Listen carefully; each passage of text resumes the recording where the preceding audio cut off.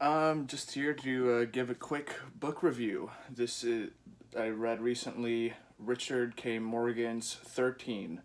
Just pronounced 13, even with the numbers. There's no special pronunciation. So I guess first we'll look at page length. This book was 500. Let's see, sorry.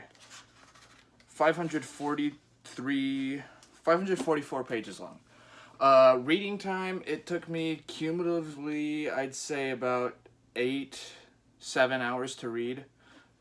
Cumulatively, not like I read it all in one setting, of course. But yeah, 7, 8 hours is a good read. It's a decent amount of words per page. Definitely not for the inexperienced reader. The wording itself is nothing too advanced. It's probably around I'd say a high school reading level, later high school, probably like senior year high school. Maybe college freshman reading level in regards to the lexicon that is used in this book. But to go away from the statistics. So, what I personally thought about the book, it is definitely one of the reviews on the back of the book says an exciting 22nd century tale that mixes Silence of the Lambs with Blade Runner. Which is pretty accurate, definitely accurate. I actually watched the movie Blade Runner 2049 during the same time that I was reading this book. And yeah, I was like, whoa. I mean, because I started reading the book, I was like halfway through it when I watched Blade Runner 2049. I was like, wow, this is like a Blade Runner 2049 thing, with genetic variations and all that, that type of stuff. And what I thought of the book, first off, the characters. I like characters. Characters were well developed. Each one we were thoroughly given a background of their story, their struggles, their demons, what they struggle with. So characters in that regard, I'd give the book probably a 9 out of 10. I think. The characters were just a little over sexualized for me in some parts, which is why I take off that 1 point for 9 out of 10. But other than that, pretty good.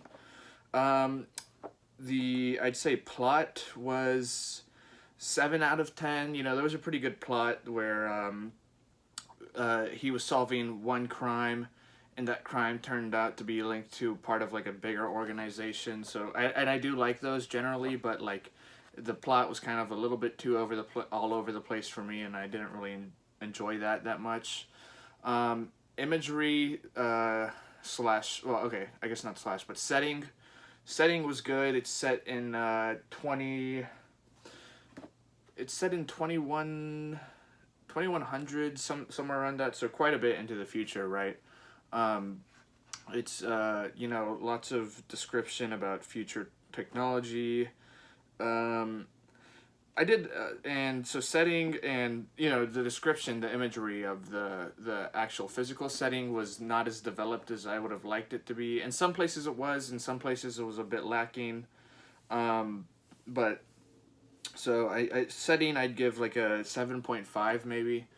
And yeah, one general critique I have of the book is I'm not really a big fan of fantasy books. I don't really like them. They've never really appealed to me. And there was just it read a little too much like fantasy, even though it's set on Earth. But just so much world building and like, just so much.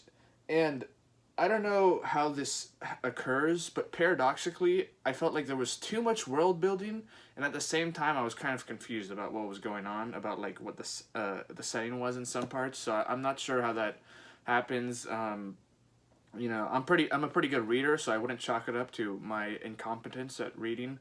But I mean, it was like it was a weird follow. The author was kind of all over the place. Another big critique that I have is that it was kind of there was a lot of Christianity slander, and of course the author tried to make it look like it's just religious slandering in general. He included some very few critiques of Islam. That in the end he defended Islam in the end, and it's like I'm not saying that I'm against like religious slander. Like I just made a review about True Detective, and True Detective, the Rustin Cole speaks very negatively about Christianity, but they do it the right way in True Detective. Um, I mean, this way it's just kind of like it's no hyperbole to say that one in every three pages has some kind of attack on Christianity, which at that point it's kind of, and for a book that's 545 pages long, you can imagine that is quite a lot. And the plot has nothing to do with religion. There's nothing to do with religion except for the fact that the main character, like, you know, slightly resembles what Jesus may look like, and that part of the plot isn't even kept up. I mean, like, it stops being mentioned past like page 150 or so. So I mean, and it's not even an integral part of the plot. It's just a little extra something for like a side character. So, I mean, it's not really utilized that well. I'm 100% for like you know, if there's Christian slander like in True Detective, but like the way the book did it, it's just like you know, imagine if you will Ricky Gervais, like, oh, me when Ricky Gervais makes the 50th atheist joke. But yeah, so at the end, and this is kind of like my first real book review. I did one for a book that I did in school, but I wasn't really taking it seriously. So I think from now on, starting book reviews on my channel, I'm gonna use a scale of I want to say 10, not 5. I think 5 is too little to include the various nuances. And I'd say, for me, I think anything above a 0.825, anything above a 0.825 is like pretty good. Pretty good, 100%.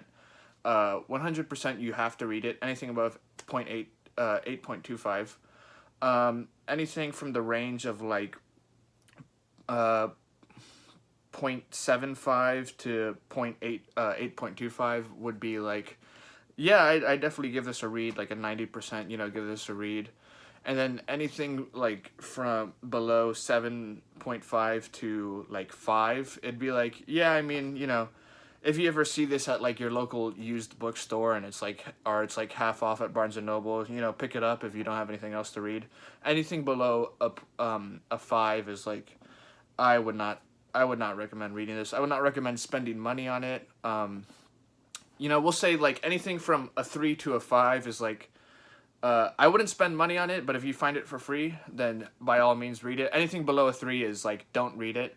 The only book that comes to mind that I would say is like below a 3 is Homegoing, which the name of the author doesn't come to mind. Asi something, Gyasi, I think.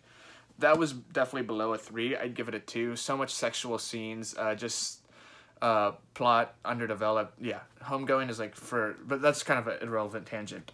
So all that's to say that this would be, I think, Richard K. Morgan. I would give him, with all the critiques in mind, I'd have to give him a 6.2 out of 10. I can't really give it a higher score than that. Definitely an okay book if you find it like, you know, half off or something. I would pick it up if you're a quick reader for sure. Yep. So that's it.